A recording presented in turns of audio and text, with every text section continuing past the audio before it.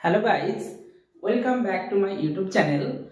I am Nasim sir and today I want to discuss about class 10 physics test paper solve. তো আজকে আমি তোমাদের সামনে class 10 এর অর্থাৎ মাধ্যমিকের যে নতুন টেস্ট পেপার বেরিয়েছে সেই টেস্ট পেপারের ফার্স্ট যে স্কুলটি রয়েছে সেখান থেকে আমি আজকে তোমাদের এমসিকিউ যে প্রশ্নগুলো রয়েছে সেইগুলো সলভ করে দেখাবো। তো চলো আমরা আজকে সেই টেস্ট পেপারে প্রশ্নগুলো সলভ করে ফেলি। তো আমাদের এখানে যে টেস্ট পেপারটি আছে সেটা 237 পেজ থেকে আমাদের ফিজিক্সের পার্টগুলো শুরু হচ্ছে। তো আমরা প্রথমে এই এমসিকিউ কোশ্চেনগুলো সলভ করব, তারপরে পরবর্তী ভিডিওতে আমরা অন্যান্য কোশ্চেনগুলো সলভ করার চেষ্টা করব। তো চলো আমরা এক এক করে প্রশ্নগুলো সলভ করে ফেলি। তো প্রথম প্রশ্নটি বলছে যে বায়ুমণ্ডলের কোন স্তরের উষ্ণতা সর্বনিম্ন। প্রথম প্রশ্নটি আছে, এখানে চারটি অপশন দেওয়া আছে, ট্রপোস্ফিয়ার, স্ট্র্যাটোস্ফিয়ার, মেসোস্ফিয়ার এবং থার্মোস্ফিয়ার। তোমরা কমেন্ট করে প্রথমে আমাকে জানাবে যে কোনটা কোনটা অ্যান্সার হবে। আমি প্রত্যেকটা অ্যান্সার ব্যাখ্যা করে তোমাদের সামনে উপস্থাপন করার চেষ্টা করব। তো প্রথম প্রশ্নটির উত্তর হবে, বলছে বায়ুমণ্ডলের সর্বনিম্ন যে উষ্ণতা স্তরের মধ্যে যে সর্বনিম্ন স্তর সেটা কোনটা হবে। এখানে দেখো আমরা ট্রপোস্ফিয়ার এটা তো হবে না, তারপরে স্ট্র্যাটোস্ফিয়ার এটাও হবে না, আর থার্মোস্ফিয়ার সেখানে তো টেম্পারেচার প্রায় 1200 ডিগ্রি মতো সেলসিয়াস থাকে। তারপরে একমাত্র মেসোস্ফিয়ার যে স্তরটি আছে সেই মেসোস্ফিয়ার স্তর এখানে হবে। ঠিক আছে, তাহলে এখানে অপশন সি হবে, একের দাগের অপশন সি অর্থাৎ মেসোস্ফিয়ার।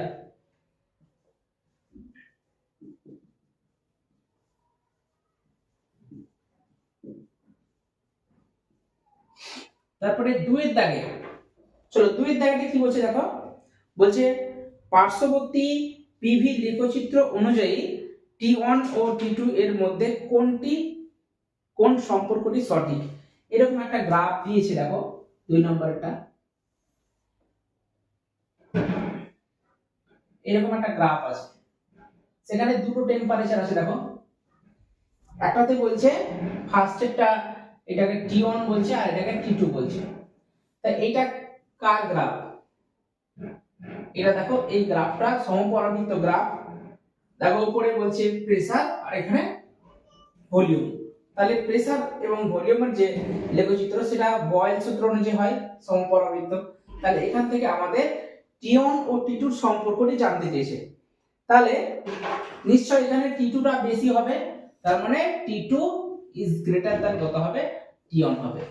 এই অ্যানসারটি হবে। ঠিক আছে, এরপরে বলছে তিনেরটা গ্যাসের বাষ্প ঘনত্ব D এবং আণবিক ভর M এর মধ্যে কোন সম্পর্কটি সঠিক।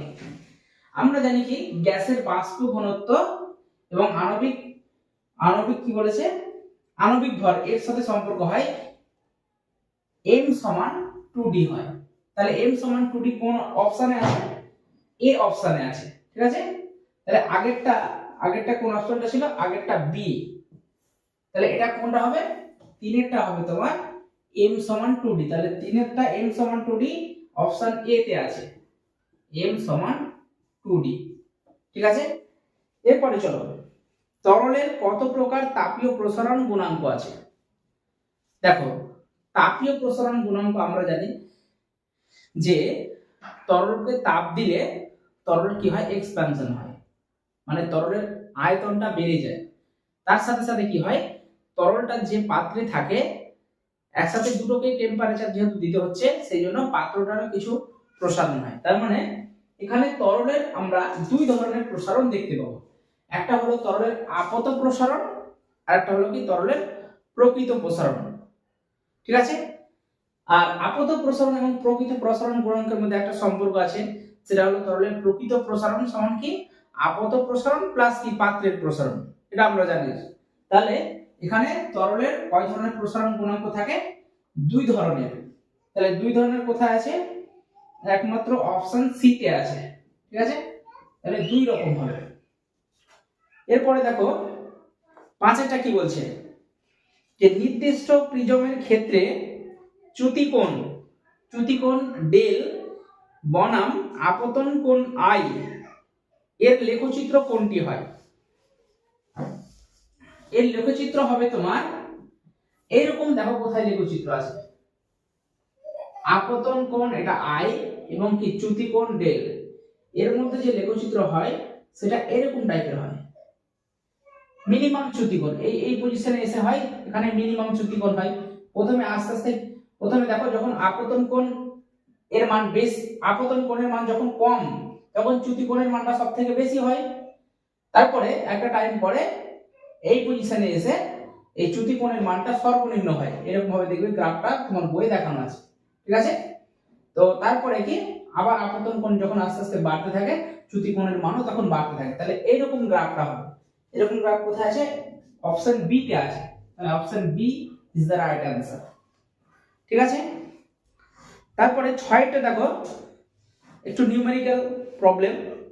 এটা কি বলছে, যে যদি প্রাথমিক আলোর তীব্রতা বিক্ষিপ্ত আলোর তীব্রতার এত গুণ হয় তবে তার তরঙ্গ দৈর্ঘ্যের বিক্ষিপ্ত তরঙ্গ দৈর্ঘ্য কত গুণ হবে?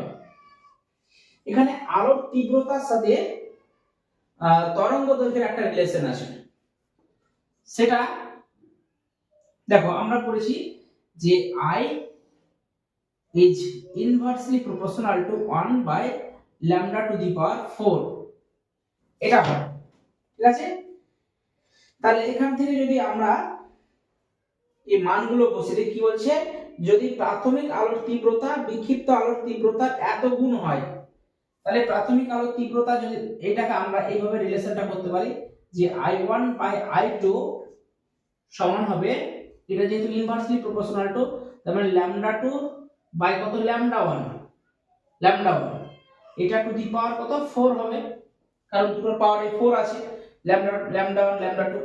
তাহলে এখানে বলছে এটা যদি ধরো I হয়, I1 টাকে I ধরলাম, আর এটা কত এর কত গুণ 81 গুণ, তার মানে 81 ইনটু I, এটা হলো equals to lambda 2 by lambda 1 to the power 4।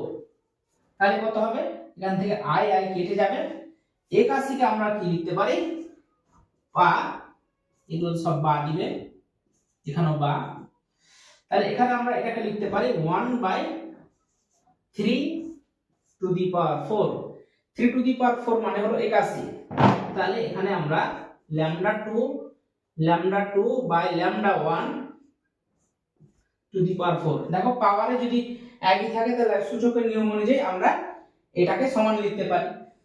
তাহলে কত হচ্ছে,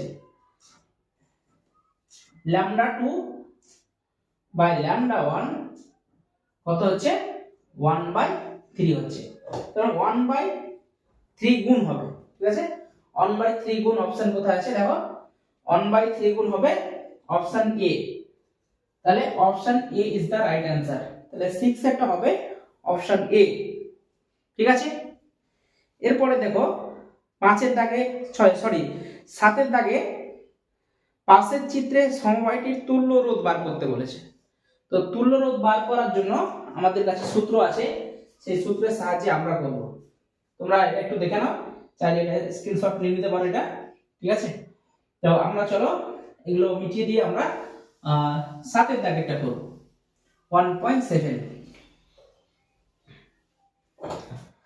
তো চলো 7 দাগেরটা যেহেতু আমাদেরকে কি বার করতে দিয়েছে, তুল্য রোধ বার করতে, তাহলে তুল্য রোধ বার করার জন্য আমাদের কাছে সূত্র আছে। এটা যেহেতু কি আগে ছবিটা আমরা এঁকে নিই, ছবিটা এরকম দিয়েছে,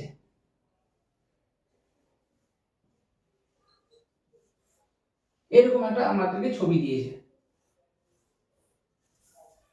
এখানে একটা রেজিস্ট্যান্স লাগানো আছে, সেই রেজিস্ট্যান্সের মান 1 ওহম, এখানে একটা রেজিস্ট্যান্স আছে তার মান হলো 1 ওহম। তো দেখো এইটা নিশ্চয়ই এরকম একটা কি, এরকম একটা সার্কিটের সাথে এটা যুক্ত আছে, এবং এর মধ্যে ধরো কারেন্ট যাচ্ছে, এখান থেকে গিয়ে কারেন্টটা ভাগ হয়ে যাচ্ছে, তাহলে যেখানে গিয়ে কারেন্ট ভাগ হয়ে যায় সেখান থেকে কি হয় সমান্তরাল সমবায় শুরু হয়। তাহলে এই দুটো রেজিস্ট্যান্স 1 ওহম এবং এই আরেকটা 1 ওহম যে রেজিস্ট্যান্স সেটা কি আছে, এরা পরস্পর সমান্তরাল আছে। তাহলে সমান্তরাল সমবায় আমরা তুল্য রোধ বার করব, মানে এই যে ছবিটা দেওয়া রয়েছে সেই ছবিটা থেকে আমরা সমান্তরাল সমবায়ের তুল্য রোধ বার করব। তাহলে সমান্তরাল সমবায়ের তুল্য রোধ বার করার সূত্র হলো যে Rp রোধ দুটির গুণ। তাহলে একটাকে মনে করো এটাকে আমরা R1 ধরলাম, এটাকে R1, এটাকে R2 ধরলাম।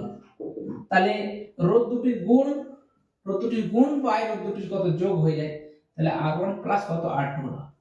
তাহলে দেখো এখানে 1 * 1 / 1 + 1 that is equal to 1/2 is equal to 0.5 কত ওহম।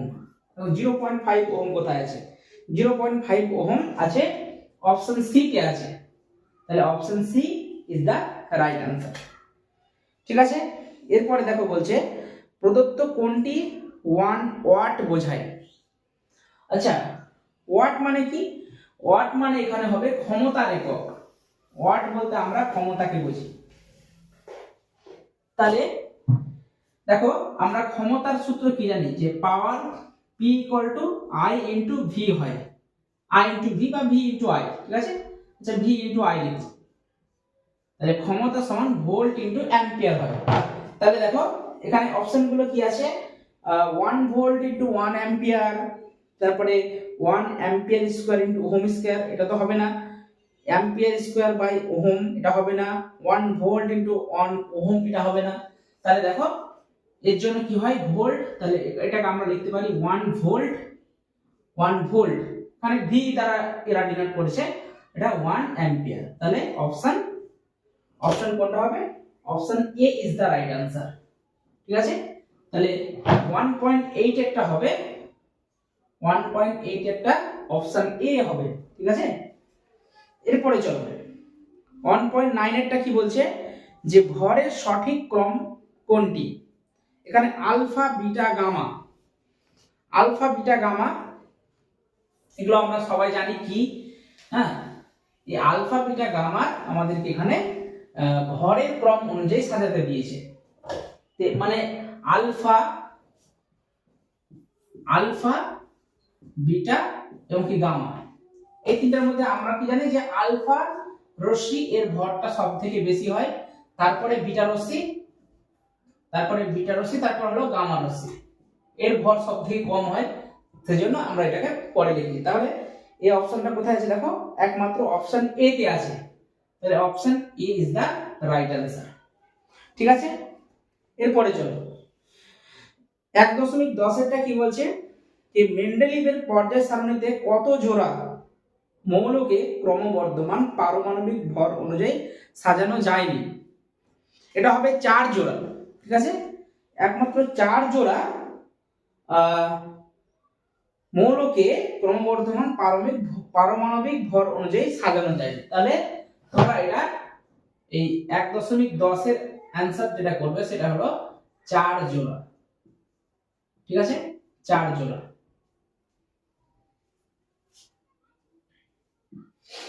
এরপরে আছে 1.11, এটা কি বলছে দেখি, বলছে কোন যৌগটিতে সমযোজী দ্বিবন্ধন আছে। চলো এটা খুব ভালো প্রশ্ন, আমরা এটা ভেঙে ভেঙে করব। বলছে কোন যৌগটিতে সমযোজী দ্বিবন্ধন আছে, সমযোজী দ্বিবন্ধন। ঠিক আছে, তাহলে আমরা যে যৌগগুলো দিয়েছি সেই যৌগগুলোকে লিখে ফেলি। প্রথমে আছে H2O, তারপরে আছে CO2, তারপরে কি আছে NH2, এরপরে আছে CH4। তাহলে সমযোজী কি বলছে, যে সমযোজী দ্বিবন্ধন কোনটিতে আছে? তাহলে সমযোজী দ্বিবন্ধন কোথায় আছে? এই যৌগগুলো যদি আমরা কি করি, গঠন চিত্র এঁকে দেখি, তাহলে আমরা বুঝতে পারবো। তাহলে এই জলের যদি আমরা গঠন আঁকি, H একটা হবে, এরকম ভাবে একটা অক্সিজেন এখানে থাকবে, আর এখানে আরেকটা হাইড্রোজেন থাকবে। ঠিক আছে, এটা হলো কি জলের যে স্ট্রাকচার, সেটা হলো এরকম। ঠিক আছে, তো দেখো এরপর আছে কার্বন ডাই অক্সাইড CO2।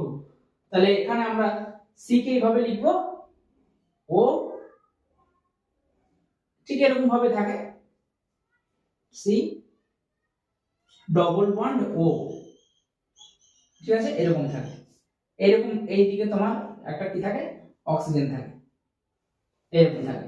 তার মানে অক্সিজেনের কি জানি আমরা চারটে হাত থাকে, অক্সিজেন দেখো চারটে হাত, এদিকে দুটো এদিকে দুটো, চারটে। আর অক্সিজেনের দুটো থাকে, তাহলে অক্সিজেনের এইটা দুটো, মানে এটা দুজন শেয়ারিং করে আছে, এই ঠিক একই রকম ভাবে। এরপরে আছে এটাকে অনেক সময় তোমার এরকম ভাবে লেখানো যায়, অক্সিজেন এরকম ভাবে,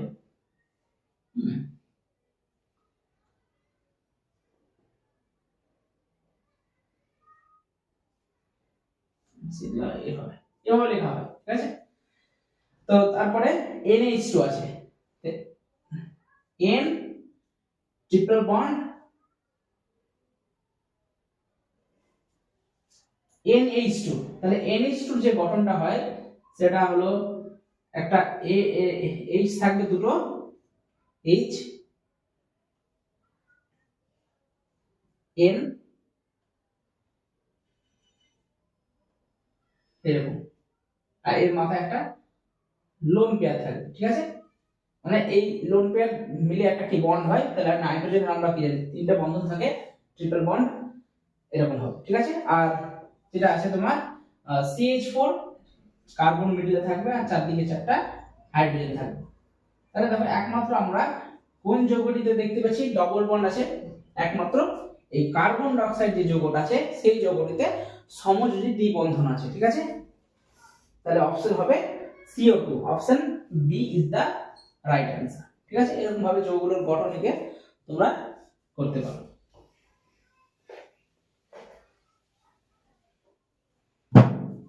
এরপরে দেখো অ্যাসিড মিশ্রিত জলের তড়িৎ বিশ্লেষণে ক্যাথোডে 20 ml H2 গ্যাস উৎপন্ন হলে অ্যানোডে উৎপন্ন O2 গ্যাসের আয়তন কত হবে? O2 গ্যাসের আয়তন হবে 10 ml, ঠিক আছে। O2 গ্যাসের আয়তন হবে 10 ml, তাহলে 10 ml হবে, option B is the right answer, option B এটা হবে 10 ml, ঠিক আছে। এটা আমি তারপরে পরে তোমাদেরকে সলভ করে দেখাবো। এরপরে আমি চাইছি ভিডিওটা একটু তাড়াতাড়ি শেষ করতে, যেহেতু এমসিকিউ বেশি এখানে কোশ্চেন নেই। এরপরে 1.13 বলছে ওলিয়াম H2S2O7, ওলিয়াম H2S2O7 এটার কিন্তু অনেকগুলো নাম হয়। এটা ওলিয়াম বা এটাকে বলা হয় পাইরোসালফিউরিক অ্যাসিড। তাহলে পাইরোসালফিউরিক অ্যাসিড কোথায় আছে? পাইরোসালফিউরিক অ্যাসিড আছে অপশন সি, ঠিক আছে, সালফান।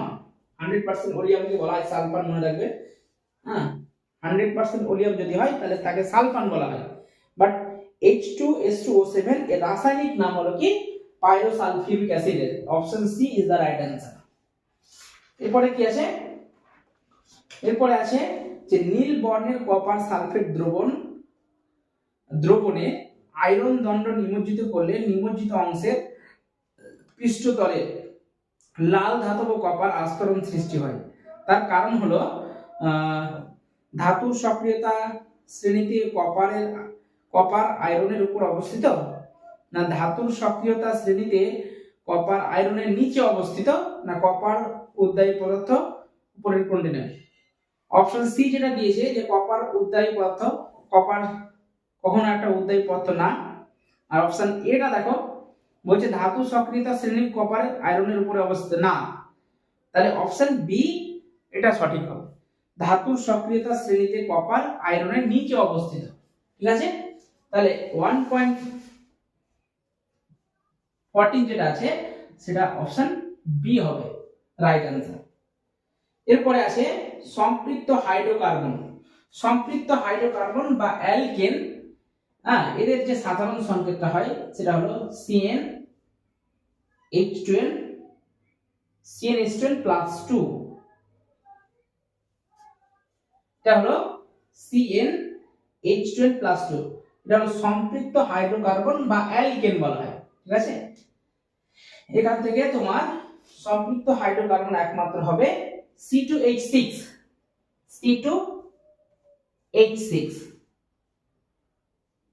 দেখো এটা মিলে যাবে। দেখো কার্বন সংখ্যা যদি আমরা 2 বসাই তাহলে 2 হলো 2 আর এইচ যেহেতু 6টা আছে তাহলে n এর ভ্যালু এখানে আমরা 2 বসিয়েছি, তাহলে 2 * 2 + 2 দেখো C2H 2 × 4 4 × 2 6 C2H6। তাহলে অ্যালকেনের সাধারণ সংকেত হলো CnH2n + 2। এখান থেকে আমরা বলতে পারবো সম্পৃক্ত হাইড্রোকার্বন যৌগটি হলো C2H6। ঠিক আছে, তো আজকে আমাদের এই পর্যন্ত। আমরা এই এমসিকিউ সলভ গুলো করলাম। হয়তো আমার প্রথম ভিডিও এমসিকিউ সলভ খুব তাড়াতাড়ি হয়তো আমি করে ফেললাম। তো আশা করি পরবর্তী ভিডিওতে আমি আরো ভালো করার চেষ্টা করব, তোমরা আমার সাথে থাকবে।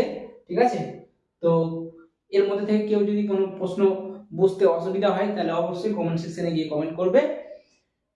আমরা পরবর্তী ভিডিওতে অন্য যে টপিকগুলো রয়েছে সেগুলো আমরা এক এক করে সলভ করার চেষ্টা করব।